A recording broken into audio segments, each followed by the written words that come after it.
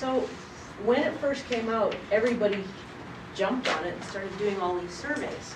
Since then, I think it was NOAA? Yeah. Okay, I didn't write this down so I don't forget. What is it, the National Organization of something in the Atmosphere? Remember what that, does anybody know what that is?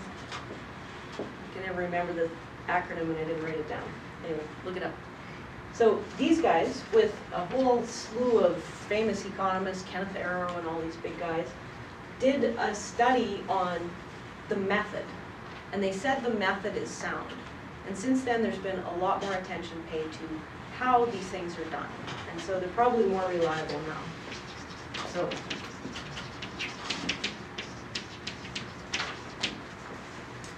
and I think what's important for you, I don't know what your jobs are going to be, but I'm guessing, I don't know, does anybody want to be a full-fledged economist, go and do master's degree and stuff? Oh, good. Okay.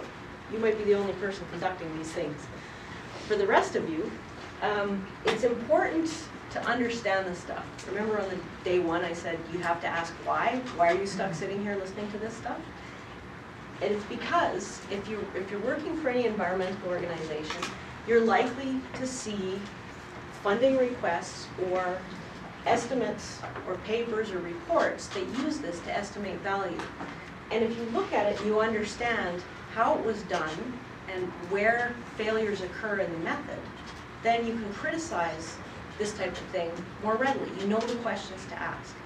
So think of it in terms of understanding how it was done rather than replicating or duplicating this kind of thing, unless you're interested in it. Okay. What else have we got? So one of the biggest problems these guys were talking about was validity.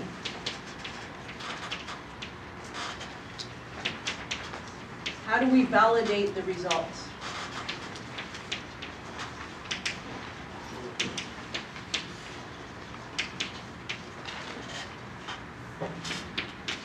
If you do a scientific experiment, you go into the lab. You can do all kinds of experiments and change this and that, and it's tested and it's controlled. When you do a CBM and you ask value, how do you validate that? How do you determine whether those values are correct or not, or accurate? One guy way back when, he was testing the difference between willingness to pay and willingness to accept. And this was before a lot of these studies were done. He went to a ski hill and he asked people, what are you willing to pay to ski today, or whatever it was. And I think it was a place that wasn't charging money. And so he collected all this data for this particular weekend. And then he went back another time, shortly after, same kind of conditions, same kind of a weekend, maybe it was a long weekend or not. And he actually paid people. He said, what are you willing to pay? What are you willing to accept to go home today and not ski? And he actually handed out money. He gave money to people. Like, you don't get grants to do that very often. You just give people money. And after the statistics were done, they made all the comparisons. These numbers were surprisingly close, which I find quite shocking, really. But I think it has to do with how he asked the question. So the willingness to pay and willingness to accept, there was a slight difference. This one was slightly higher. The willingness to accept was slightly higher, but it wasn't that much, and you can adjust for that. But how do we most often validate those results? It's really difficult to. Okay. So the method, I guess the steps. First thing you want to do is determine what it is you're measuring.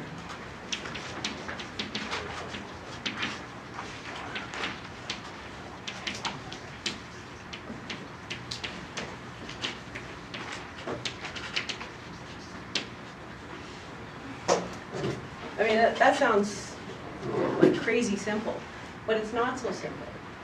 What if you're asking people what their willingness to pay is to clean up a lake, a polluted lake? So what are you asking them to pay for? A whole clean lake?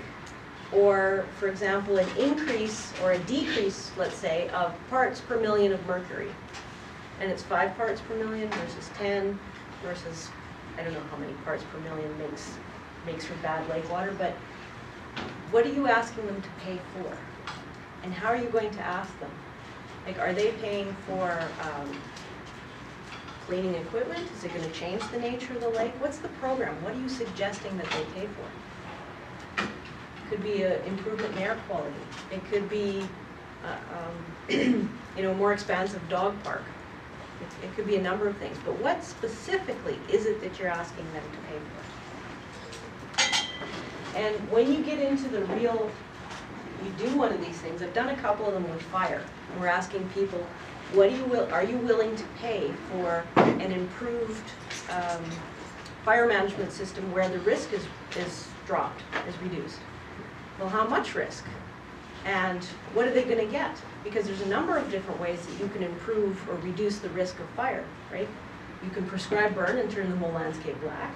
You can cut down all those nice trees around people's houses. That would reduce the risk the same amount. So what specifically, what is the program, what is it that you're measuring? So it takes a lot of thought. The method of going through this is relatively easy, but it takes a lot of thought in coming up with the specifics. Because if you ask a crappy question, you're going to get a crappy answer. And like at this point, you're $100,000 into it, so you don't want to mess up.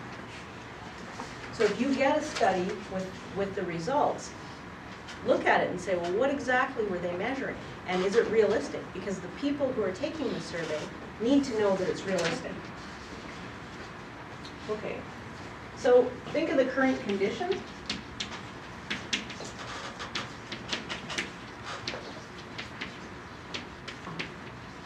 Of the resource, or let's say you're asking about improving or increasing the number of species. Are you going to double the population, or are you just going to add one more animal to it? What exactly is it? Okay.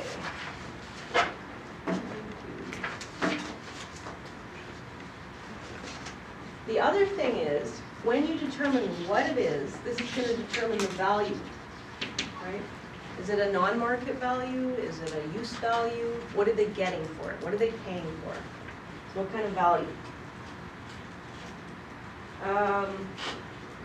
Sort of skip some of the statistical stuff since we're not going to do that. What's that? Excellent. Okay.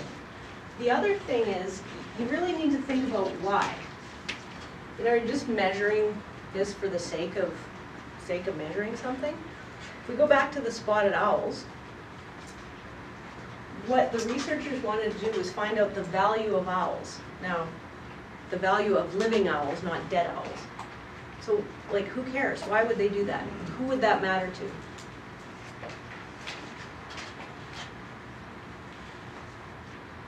Not define market for this research or something like that? Possible Sort of. What are they giving up? Think in terms of trade-offs. There's usually a trade-off involved. You're either going to pave some landscape and get rid of something, or you might enhance an amenity, you know, enhance a lake or atmosphere or something. So you're going to have to pay for something. So what we want to do is measure the costs and benefits. Right now, we don't know what the benefits are. So with the spotted owl case, you've got a logging industry that produces millions and billions of dollars a year versus some small stands where these owls live. You cut the stands, the owls go bye-bye. So is this something that, do we want to say no logging, and how much are we giving up for that versus the owls? One way to approach it is, let's look at the value of the owls. And if the social value is high enough, then why not take social dollars, tax dollars, and inject that into the forest industry to compensate for the loss of economic activity, right? So that's- we should think about the values or about the people or consumers? Both. Both, right? Yeah. Okay. Yeah, so ultimately, why are you doing it? And how is it going to inform policy? Can it inform policy? Are you going to advise the government to spend money on something, set aside wetland, or drain an area because the loss to the community is so great?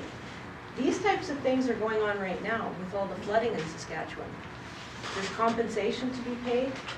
Do we build a dam? Do we reroute roads? Or do we move people? what are the values? When we're talking market values, we can figure that out. We know how much grain was lost and how much it cost to build a road. But what about people's homes?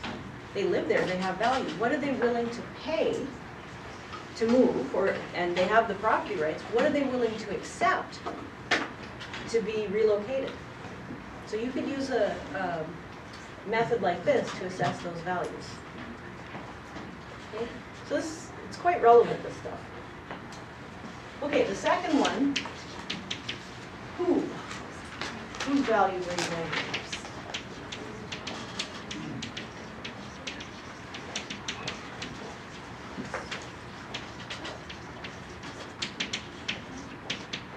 This is huge. Ask the loggers about saving the owls, they're going to have negative values. You ask environmentalists, they're going to have really high values. You ask people in Seattle who don't even know what a spotted owl is, they'll give you a different value. The researchers did this study on the East Coast, or on the West Coast, and then they went over to New York, I think it was New York State and somewhere else, and they did the same survey. And they found that the value of the owls was slightly lower. They're farther away, people are less affected, the impacts are lower, didn't affect their economy, not directly. So when you ask the value, who should you ask? Should you ask only those people affected? Should you ask the people in the surrounding area? If we're making policy in Canada that affects the Americans, when we do this, should we ask the Americans what their values are? Like, no. Yeah, in a lot of cases it doesn't make sense, but whoever you ask is going to affect the results. And what you want to do is think about the policy. If you're informing Canadian policymakers, then, and it's Canadian tax dollars, then you should stick to the Canadians. Yeah. This went on a little while ago up in the park, in PA National Park, and of course it had to do with fire again. In that area, in a park, technically, you can't monkey around with chainsaws or do anything, right? The parks are natural, that's it. So if a fire goes through, let it burn. If there's a beetle infestation, let them chew. But you've got Waskasiu and this town site. So how do you manage the park with the people in the park? So whose values are we asking? If we're asking about the natural progression of fire and the natural functioning of the ecosystem, which parks, that's their main goal, Parks Canada, and you've got this small group of people who are affecting a national park, who do you ask? Do you ask just the people in that area, or do you ask people in Saskatchewan, or it's a Canadian resource? So who do you ask? Obviously, the more people you ask, the lower the value, right? So you got to think about that. Okay, I gotta talk to you now. We'll go over the rest of the stuff on Tuesday next week, and there's no class on Thursday, so you have enough time to work on all your stuff.